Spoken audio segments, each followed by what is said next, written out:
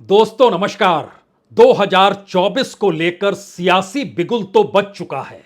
सवाल सिर्फ इतना है कि अगर आप उसकी आवाजों को सुनना चाहते हैं तो आपको उसकी महीन तारों को आज पकड़ना होगा। बहुत ही महीन तार है ये पारंपरिक तौर पर भारत के भीतर चुनावी बिगुल नहीं है जो सियासी तौर पर बजाया जा चुका है। जो आपको नजर आ रहा होगा बैठकों के जरिए, चाहे बीजेपी की केंद्रीय समिति चुनाव को लेकर सक्रिय क्यों ना हो गई हो, चाहे प्रधानमंत्री, गृह मंत्री, बीजेपी के अध्यक्ष या दूसरी तरफ विधानसभा चुनाव को लेकर कांग्रेस के भीतर भी सक्रियता क्यों ना बढ़ गई हो, लेकिन सत्ता के सियासी मिजाज के आश्रय इस देश के लोकतंत्र और लोकतंत्र के आश्रय चुनाव और चुनाव और लोकतंत्र के आश्रय इस देश के संविधान को अगर पकड़ना है और संविधान के जरिए अगर रूल ऑफ लॉ का जिक्र करना है तो फिर आपको सुप्रीम कोर्ट की आवाजों पर गौर करना पड़ेगा। सुप्रीम कोर्ट इस बात को बाखूबी समझता है कि इस देश में चुनाव का मतलब ही लोकतंत्र है और लोकतंत्र उस संविधान पर टिका हुआ है जिसका मतलब रूल ऑफ लॉ होता है और रूल ऑफ लॉ या संविधान की सीमा को कोई तोड़े नहीं। और मौजूदा वक्त में भारत की सियासी चालें इस देश के इंस्टीट्यूशंस के साथ जो खिलवाड़ कर रही है, ध्यान दीजिए तो सुप्रीम कोर्ट ने हर के सामने एक लकीर खींची, वह लकीर कॉन्स्टिट्यूशन की है। संविधान की सीमा को किसी को पार करना नहीं चाहिए और राजनीतिक सत्ता को इस मुगालते में रहना नहीं चाहिए कि वो अपने तौर पर इस देश की संविधान की व्याख्या करने लगे। इसके लिए तो सुप्रीम कोर्ट बैठा हुआ है, लेकिन सवाल तो चुनाव का है और चुनाव के जरिए सत्ता पाने का है। और शायद इसीलिए इस दौर में जब हम आपसे महीन तारों को पकड़ने के लिए कह रहे हैं तो थोड़ी देर के लिए अब आपको भूल जाना होगा इस देश में 2024 के चुनाव की दिशा में बढ़ते कदम में सीबीआई या ईडी या इनकम टैक्स डिपार्टमेंट का क्या योगदान होगा। जी नहीं, बात अब उसके आगे निकल गई है। दो हथियार इस देश में सबसे महत्वपूर्ण राजनीतिक सत्ता के लिए, राजनीतिक सत्ता को बरकरार रखने के लिए हैं। और ध्यान दीजिए, इन्हीं दो औजारों पर सीधी चोट किसी दूसरे ने नहीं, सुप्रीम कोर्ट ने की और सरकार ने अपने तरीके से उसको खत्म या कुंद करने के लिए अपनी चालें भी चली। दो हथियार कौन से हैं और सुप्रीम कोर्ट उस दिशा में क्यों देख रहा है? क्या उसको लगने लगा है कि इस देश के भीतर में संविधान की सीमा को हर कोई तोड़ रहा है? ध्यान दीजिए, पहला बड़ा हथियार इस देश में चुनाव के मद्देनजर चुनाव आयोग ही है और चुनाव आयोग की नियुक्ति को लेकर सुप्रीम कोर्ट ने जो सवाल खड़ा किया, सरकार ने उसे खत्म या उसको हाशिए पर ढकेलने के लिए अपना विधेयक राज्यसभा में रख दिया। इसकी भी व्याख्या होगी, लेकिन अब सवाल उस दूसरे हथियार का है जिस दिशा में सुप्रीम कोर्ट ने पहली बार सवाल खड़े किए हैं। यह सवाल उस मीडिया को लेकर है जो सरकार के तान में तान लगाते चला जाता है और इसका एहसास उसे होता ही नहीं है कि दरअसल मीडिया की भूमिका भी इस कॉन्स्टिट्यूशन के अंदर होनी चाहिए। उसकी जिम्मेदारी इस देश और समाज को लेकर होनी चाहिए। जितनी भी हेट स्पीच है या जो भी मीडिया ट्रायल अपने तौर पर चलता है, उसको लेकर कहीं जुर्माना अब बड़ा करना चाहिए। और बीते 15 बरस से अगर इस देश में खुद ही मीडिया अपने तौर पर इस सोच के साथ काम कर रहा है कि यह अभिव्यक्ति की आजादी से जुड़ा है और वह स्वयं अपने ऊपर संयम लगाएगा, तो नेशनल ब्रॉडकास्टर एसोसिएशन यानी एनबीए को लेकर अब सुप्रीम कोर्ट ने कहा है कि 3 हफ्ते के भीतर आप बताइए, क्या सिर्फ 1 लाख रुपया जो आप जुर्माना लेते हैं उसके जरिए स्थिति अनुकूल हो रही है या बिगड़ गई है? इतनी बड़ी तादाद में अगर शिकायतें आ रही हैं तो इसके मतलब मायने क्या है? हमें लगता है आपको कई कड़े कदम उठाने होंगे और आप नहीं उठाएंगे तो हम आपको बताएंगे भी। सवाल पहली बार यह है कि इस देश के भीतर में मीडिया को लेकर आम लोगों के भीतर इतने सवाल हैं कि क्या वाकई मीडिया सुबह से लेकर रात तक लगातार सत्ता की बात जब कहते चला जाता है और सत्ता जब अपने सत्ता को बचाने के लिए जिन बातों का जिक्र करती है, अगर वो हेट स्पीच के दायरे में आता है, अगर वो समाज को बांटने के दायरे में आता है, अगर वो रूल ऑफ लॉ को डिस्ट्रॉय करता है, खत्म करता है, तो क्या होगा? इन बातों के मद्देनजर पहली बार मीडिया को लेकर सवाल सुप्रीम कोर्ट ने किया है। यह कोई अच्छी स्थिति है नहीं कि सुप्रीम कोर्ट मीडिया पर नकेल कसने की दिशा में बढ़ रहा है, लेकिन उसके आगे का सवाल यह है, जिस तार को पकड़ने की कोशिश अब आपको करनी चाहिए कि चुनाव के अगर दो सबसे पुख्ता हथियार इस देश में चुनाव आयोग और मीडिया ही हो जाए तो फिर बचेगा क्या। और लोकतंत्र पर निगरानी करते हुए और गवर्नेंस को लेकर जो मीडिया निगरानी करनी चाहिए, अगर उसने बंद कर दिया और चुनाव आयोग ने अपनी भूमिका ही खत्म कर दी, एक कमजोर चुनाव आयोग सत्ता के अनुकूल आकर इस देश में अगर चुनाव की रक्षा के लिए खड़ा हो जाए तो क्या होगा? वह सिर्फ कहा जाएगा। और इन बातों का जिक्र कई मौकों पर चीफ जस्टिस चंद्रचूड़ कर चुके हैं। तो आज हम परत दर परत जरा इसको समझ लें और इन परिस्थितियों को समझ लें कि क्यों आखिर गोदी मीडिया को लेकर सवाल सुप्रीम कोर्ट के दायरे में उठा है और क्यों सरकार की भूमिका अपनी सत्ता को बरकरार रखने के लिए चुनाव आयोग और मीडिया को लेकर जिस दिशा में बढ़ चुकी है, तो क्या आने वाले वक्त में जब चुनाव आयोग के लेकर सरकार ने बिल लाकर खुले तौर पर कह दिया कि उसमें चीफ जस्टिस की मौजूदगी होनी नहीं चाहिए किसी भी चुनाव आयुक्त की नियुक्ति को लेकर, तो क्या मीडिया पर भी जब बंदिशें लगाने का जिक्र सुप्रीम कोर्ट करेगा तो क्या केंद्र सरकार या मोदी सत्ता उसको भी बचाने सामने आकर खड़ी हो जाएगी? क्योंकि बहुत बड़ा दांव इस चुनाव में मीडिया पर लगना है। लेकिन उससे पहले हम इन बातों को आज खोलें, उससे पहले जरा चीफ जस्टिस चंद्रचूड़ ने कई मौकों पर जिन बातों का जिक्र किया है, स्वतंत्रता दिवस के मौके पर भी उन्होंने बहुत साफ किया कि संविधान की सीमा को किसी भी संस्थान को तोड़ना नहीं चाहिए और नहीं टूटना चाहिए उसकी सीमा को पार, चाहे वो कार्यपालिका हो चाहे विधायिका हो। न्यायपालिका तो इसको कॉन्स्टिट्यूशन के तहत व्याख्या भी करेगी और इन बातों को समझेगी और बंदिशें लगाएगी कि रूल ऑफ लॉ इस देश में रहना चाहिए। उन्होंने कल क्या कहा, पहले आप यह सुन लीजिए। It is important that we recognize that all the institutions of the nation, the executive, the legislature and the judiciary are associated in the common task of nation building. This moment should serve as an occasion to recalibrate our collective goals and institutional aspirations. Our constitution envisages an important role for the judiciary to ensure that the institutions of governance function within defined constitutional limits. तो क्या chief justice सिर्फ संकेत की भाषा बोल रहे हैं या फिर चेतावनी दे रहे हैं? क्योंकि सुप्रीम कोर्ट अपने तौर पर संविधान के तहत इस देश में किसी ऐसी सीमा के पार किसी संस्थान को निकलने देना नहीं चाहता है जहां पर रूल ऑफ लॉ खत्म हो जाए। और इस देश के भीतर में मौजूदा राजनीतिक परिस्थितियां बहुत साफ बताती है कि कानून की परिभाषा सत्तानुकूल हो चुकी है और सत्ता के अनुकूल रहकर जितने संस्थान जिस रूप में काम करते हैं उन पर कोई बंदिश लगा पाने की स्थिति में आता नहीं है। और अब सवाल मीडिया का है और मीडिया को लेकर सुप्रीम कोर्ट में इस बात को खुले तौर पर चर्चा हुई और कहा गया इस मामले को लेकर कि आप जो स्वयं नियामक तंत्र बनाते हैं वो प्रभावी होगा कैसे। और आप जब जिक्र करते हैं कि संयम है या नहीं है, तो पिछले 15 वर्षों से एक ही तरीका है कि 1 लाख का जुर्माना लगा दीजिए। मीडिया ट्रायल जिस रूप में होता है या फिर जो सुशांत सिंह राजपूत की मौत का मामला था, उसमें ऐसा लग रहा था हर कोई पागल हो गया है। लेकिन मौजूदा वक्त में स्थिति उन केस के कहीं आगे की राजनीतिक तौर पर प्रभाव डालने की है और शायद इसीलिए इन बातों का जिक्र सुप्रीम कोर्ट में तो हो गया कि जुर्माना 1 लाख रुपए और 2008 के बाद आपकी बैठक इस रूप में ना होना कि जुर्माना को बढ़ाया जाए। क्यों ना ऐसा हो कि जिस शो के जरिए यह महसूस हो कि एक संविधान की सीमा टूट रही है, रूल ऑफ लॉ की सीमा टूट रही है, तो उस शो से होने वाला जो भी लाभ जिस भी न्यूज़ चैनल को हो रहा होगा उसका एक बड़ा हिस्सा जुर्माने में तब्दील कर दिया जाए।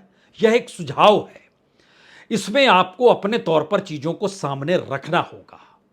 जाहिर तौर पर इसको सुनने के बाद आपके जहन में आएगा मीडिया ट्रायल तो खूब होता और मीडिया ट्रायल बंद होना चाहिए। लेकिन बात अब उसके आगे की इसलिए है क्योंकि जो शिकायतों का पुलिंदा है, जो सुप्रीम कोर्ट ने भी समझा और परखा और जिक्र कर दिया कि जब आप स्वयं नियामक तंत्र का जिक्र करते हैं तो इस कोर्ट में बैठा हुआ कोई शख्स भरोसा ही नहीं करता है आप पर कि आप किसी रूप में संयमी भी हैं। और यह भी सच है कि जिस एनबीए यानी नेशनल ब्रॉडकास्टर एसोसिएशन का जिक्र था, अगर उसकी मौजूदा वक्त में पूरी कमेटी को भी देखें तो वो तमाम न्यूज़ चैनल के डायरेक्टर, सीईओ से जुड़े हुए हैं और उनकी अपनी भूमिका अपने चैनल को लेकर क्या है और उसके भीतर जो एडिटोरियल सब कमेटी भी बनी हुई है उसमें उन तमाम न्यूज़ चैनलों के संपादक भी जुड़े हुए हैं। मौजूदा वक्त में ही ले लीजिए तो चेयरमैन एबीपी न्यूज़ के हैं, उसके बाद वाइस प्रेसिडेंट मातृभूमि ग्रुप के हैं, उसके बाद जो ट्रेजरर है वो न्यूज़ 24 के हैं, उसके बाद जो बाकी मेंबरान है, जो कमेटी मेंबर जो सबसे महत्वपूर्ण है, उसमें इंडिया टीवी भी आता है, उसमें टाइम्स नाउ भी आता है, उसमें टीवी 18 भी आता है, उसमें इनाडू भी आता है, उसमें आज तक या इंडिया टुडे भी आता है, उसमें जी न्यूज़ भी आता है। तो बचा क्या? और इन्हीं के जरिए चीजें हैं। तो एक सवाल हो सकता है कि क्या जो अपराधी है वही दरोगा है? कल तक जिक्र होता था जो दरोगा है वो अपराधी तो नहीं हो गया, यहां खेल उल्टा है, जो अपराधी है वही दरोगा हो रहा है क्या? यह सवाल एक झटके में आकर खड़ा हो चला है। और अगर यह सवाल है तो इसके साथ एक दूसरा सवाल और जुड़ा हुआ है। चुनाव आयोग और मीडिया दोनों स्वतंत्र इकाई के तौर पर इस देश के भीतर में लोकतंत्र के रक्षक है, खास तौर से चुनाव के वक्त। और जो 2024 की बिसात इस देश में पिछ रही है उसमें मीडिया की जरूरत सत्ता पक्ष को या राजनीतिक दलों को कितनी ज्यादा पड़ने वाली है, इसका एहसास सिर्फ इससे हो जाना चाहिए कि 2019 के चुनाव की तुलना में मीडिया का बजट इस बार कई गुना ज्यादा है। कई गुना ज्यादा से मतलब कि 2-3 गुना तो हम आपको बतला सकते थे, लेकिन जो कॉन्स्टिट्यूएंसी वाइज अब चीजें तय करने का जिक्र हो रहा है वो कहीं एक आगे की परिस्थिति है। यानी कल तक चुनाव लड़ने की दिशा में जब बात होती थी तो होता था बूथ मैनेजमेंट क्या होता है, कलेक्टर और डिस्ट्रिक्ट मैनेजमेंट क्या होता है, वोटों की गिनती के वक्त का मैनेजमेंट क्या होता है, किस तरीके से मैनेज जीत को पुख्ता जानकारी के तौर पर करनी है और वो अपने अनुकूल हो जाए, इस मैनेजमेंट का जिक्र होता था। लेकिन इस पर निगरानी मीडिया की रहती थी और मीडिया तमाम बातों को लेकर सामने आता था। संदर्भ यहां इसलिए अब ज्यादा जरूरी है कि एक कमजोर चुनाव आयोग और एक कमजोर मीडिया, यहां पर गोदी मीडिया शब्द थोड़ी देर के लिए हटा दीजिए। कमजोर चुनाव आयोग और कमजोर मीडिया दोनों अगर सत्ता के साथ खड़े हैं या सत्ता ने ऐसे चक्रव्यूह की रचना की है जिसमें अगर साथ आप खड़े नहीं होंगे तो आप चल ही नहीं पाएंगे, तो फिर क्या होगा?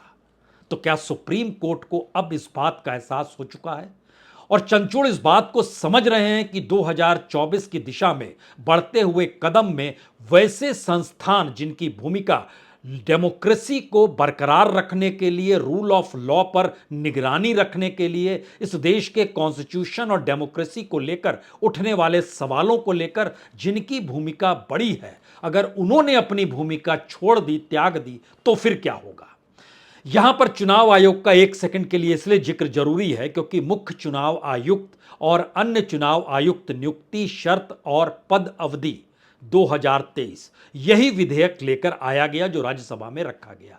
क्यों रखा गया? इसलिए रखा गया क्योंकि चुनाव आयुक्त की नियुक्ति प्रधानमंत्री या सरकार अपने मन माफिक नहीं कर सकती है या उसे नहीं करना चाहिए। इसमें भूमिका विपक्ष के नेता की भी हो और न्यूट्रल तौर पर पॉलिटिकल पार्टी से हटकर खुद चीफ जस्टिस तीसरी पार्टी के तौर पर मौजूद हो और ये 3 लोग नियुक्ति करें। सरकार ने कहा बिल्कुल नहीं, मसला गवर्नेंस का है, मसला एडमिनिस्ट्रेशन का है, तो मसला इसमें चीफ जस्टिस की एंट्री नहीं होनी चाहिए। तो प्रधानमंत्री, विपक्ष का नेता और प्रधानमंत्री द्वारा नियुक्त किसी मिनिस्टर के फैसले पर ही सारी बातें टिकी हो, यानी प्रधानमंत्री ही इस देश के भीतर में चुनाव आयुक्तों की नियुक्ति करें।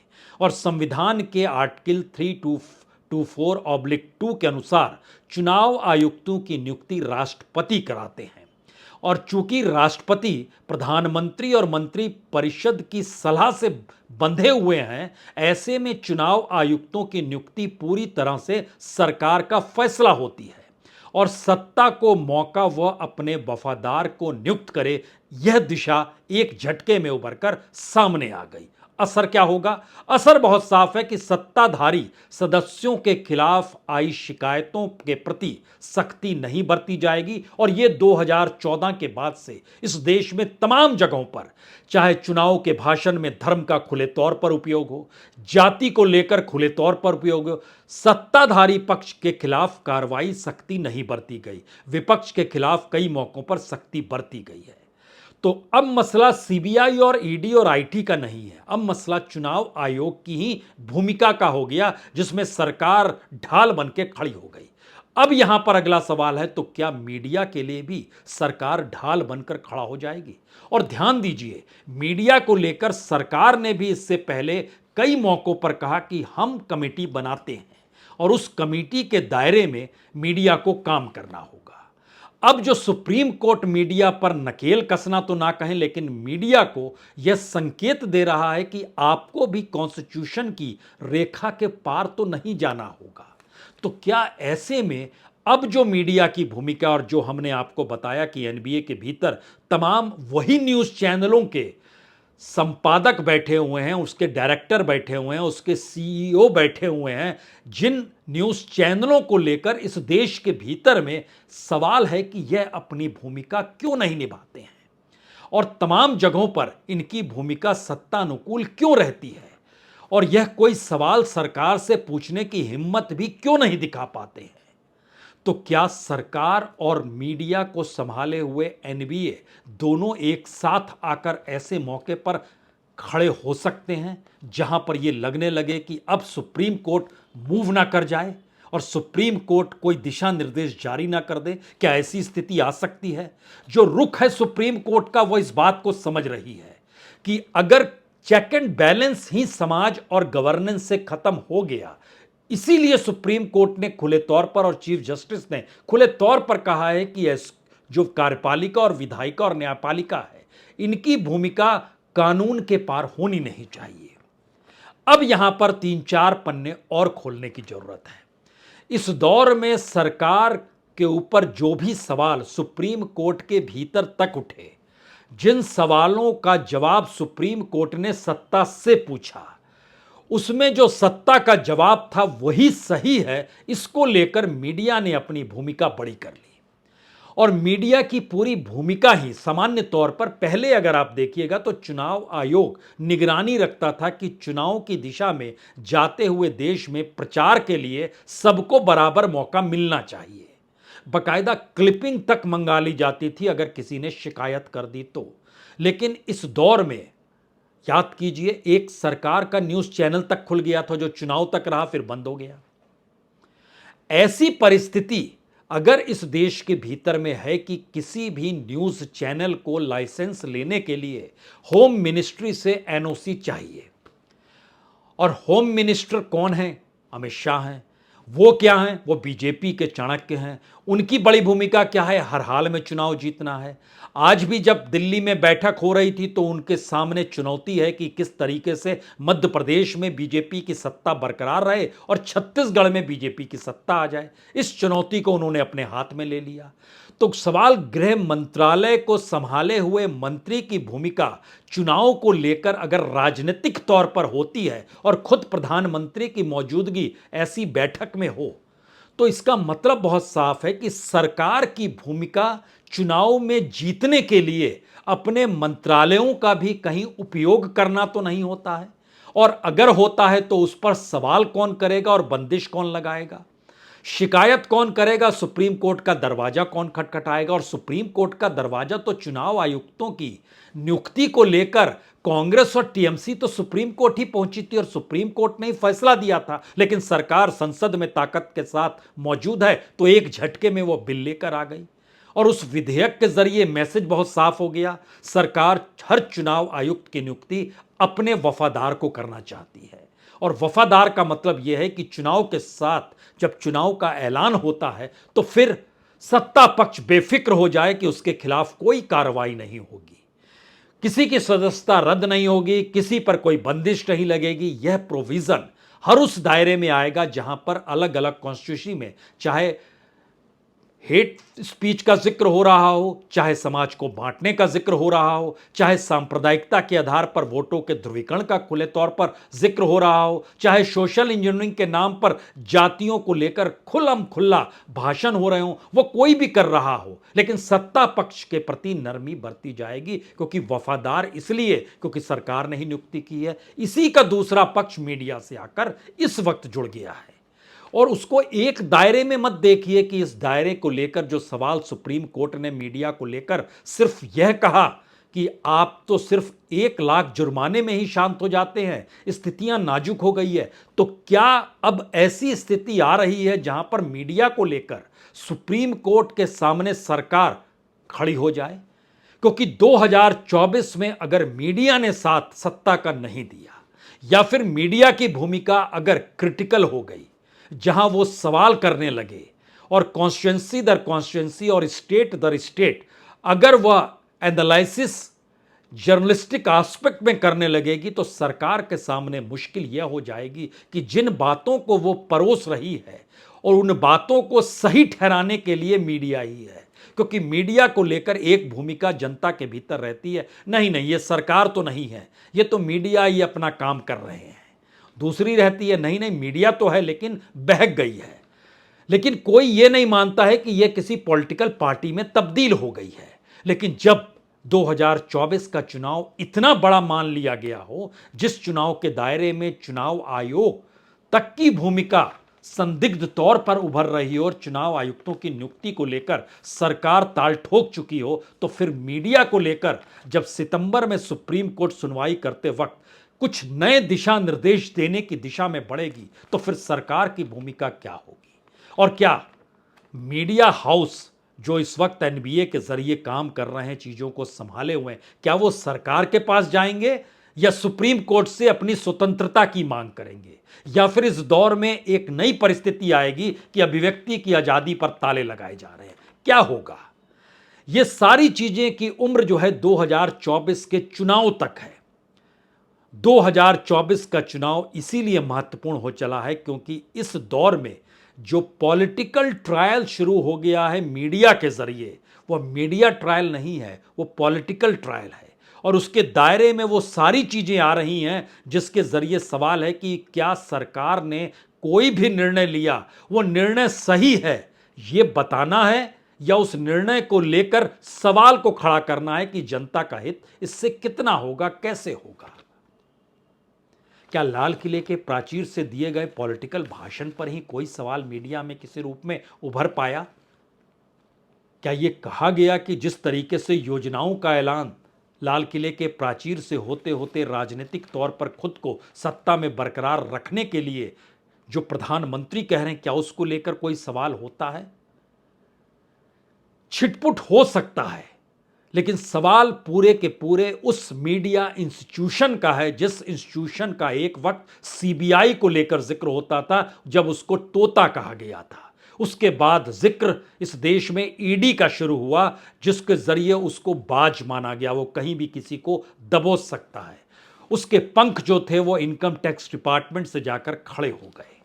यह परिस्थिति आते आते मामला चुनाव आयोग तक पहुंचा, यानी इंस्टीट्यूशंस ने जब कॉन्स्टिट्यूशन की सीमा को लांघकर सत्ता की सीमा में प्रवेश किया, तो सत्ता ने अपनी लकीर के जरिए बताया, आप इस लकीर को पार करिए, यह दरअसल कॉन्स्टिट्यूशन की सीमा नहीं मानी जाएगी, क्योंकि हमारा रूल ऑफ लॉ यह कहता है। और इसी की एक व्यापकता है कि इस देश के भीतर में अगर आप एक एक पन्नों को पलटिएगा तो आपके जहन में भीड़ तंत्र भी निकल कर आएगा। भीड़ तंत्र याद कीजिए, कितने लोगों की मौत कहां कहां हो इस देश के भीतर में। उस दौर में क्या सड़क पर जिस तरीके से भीड़ तंत्र का न्याय हो रहा था, वो इस देश की न्यायपालिका को लेकर सवाल नहीं खड़े कर रहा था? एक एक चीज को परखते चले जाइए, जो लगातार सवाल थे। भीड़ की लाइन में लगकर मौत इस देश में डेमोनेटाइजेशन के जरिए हुई। जीएसटी को लेकर छोटे व्यापारियों के सवाल उभरे, एमएसएमई के जरिए सवाल उभरे, युवाओं के रोजगार को लेकर सवाल उभरे, मैन्युफैक्चरिंग सेक्टर में खत्म होना, नौकरी ना मिलना, इसको लेकर सवाल उभरे। इस देश के भीतर में इकोनॉमी के डावाडोल होने और खास तौर से एक्सपोर्ट इंपोर्ट के भीतर बढ़ते हुए घाटे के मद्देनजर भी सवाल उभरे, लेकिन इन सवालों का जवाब कहीं नहीं मिला। और इस पूरी प्रक्रिया में जब लोकतंत्र को हड़पने की प्रक्रिया शुरू हो गई, उसका भी जवाब नहीं मिला। जब सांसद और विधायक खरीदे जा रहे थे, तब भी मीडिया की भूमिका सत्तानुकूल थी। तो क्या सुप्रीम कोर्ट अगर मीडिया को लेकर अब सवाल खड़ा कर रहा है, तो पहली बार इस तरीके से सुप्रीम कोर्ट की निगाहों में मीडिया सिर्फ इसलिए है कि कुछ लोकतंत्र को परेशान करेगा या लोकतंत्र में सत्ता के साथ खड़ा होगा, या फिर इसलिए है कि हर इंस्टीट्यूशन को कॉन्स्टिट्यूशन को तो मानना चाहिए और पहली बार तमाम जगहों पर कॉन्स्टिट्यूशन खत्म हो रहा है, इसका एहसास सुप्रीम कोर्ट को हो चला है और सरकार को भी हो चला है। सरकार ढाल बनना चाहती है क्या हर उस संस्थान की जो संस्थान उसके लिए है? तो क्या ऐसे में मीडिया के लिए भी वही है सब कुछ? फिलहाल इंतजार करना होगा सुप्रीम कोर्ट के अगले दिशा निर्देश का, लेकिन पहली बार मीडिया के माथे पर शिकन तो है। बहुत बहुत शुक्रिया, बहुत बहुत शुक्रिया।